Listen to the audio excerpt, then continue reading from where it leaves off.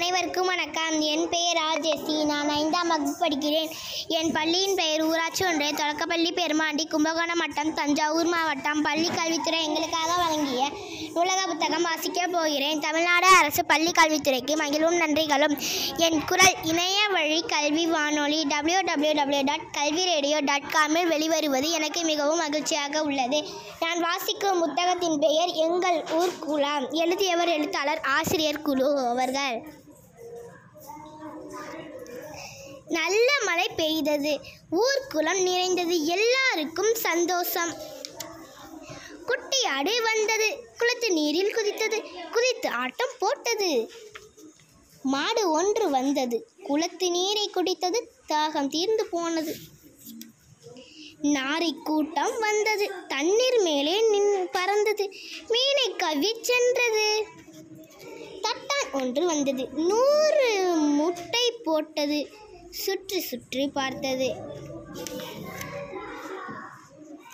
கழுதை ஒன்று வந்தது. குளத்தில் முகம் பார்த்தது. நான் அழகு என்றது.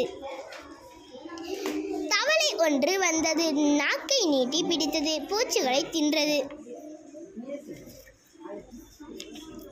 தண்ணீர் பாம்பு வந்தது. மீன் குஞ்சை பார்த்தது. லபக் விழுங்கியது. விழுங்கிவிட்டது. நண்டு நீர்க்கோழி வந்தது. குளத்துக்கரை பாசியை கொத்தி கொத்தி தின்றது. நண்டு ஒன்று வந்தது.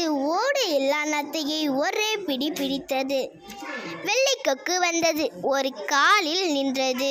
மீனை கொத்தி தின்றது. குட்டி பையன் ஒருவன் தூண்டில் எடுத்து வந்தான். கொண்டை மீன் பிடித்தான். 3 தெரு பெண்கள் துணி துவைக்க வந்தனர். டோம் டோம் டோம். தாத்தா ஒருவர் வந்தார். 6 வயது பேத்திக்கு நீச்சல் பழகி தந்தார். பெரிய யானை வந்தது. தண்ணீரை உறிஞ்சியது. பூஸ் என தெளித்தது.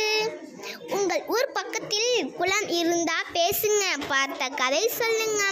இந்த புத்தகத்தின் பின்னாட்டில் உள்ள வாசகம் வாசிப்பு இயக்கம். புத்தகம் ஏதோ சொல்ல தவிக்குது, உன்னிடம் வந்து இருக்க துடிக்குது. அறிஞர் பொன்மொழி. நான் இன்னும் வாசிக்காத நல்ல புத்தகம் ஒன்றை வாங்கி வந்து என்னை சந்திப்பவனே என் தலை சிறந்த நண்பன் ஆப்ரகாம் லிங்கன். மகிழ்வும் நன்றிகளும்.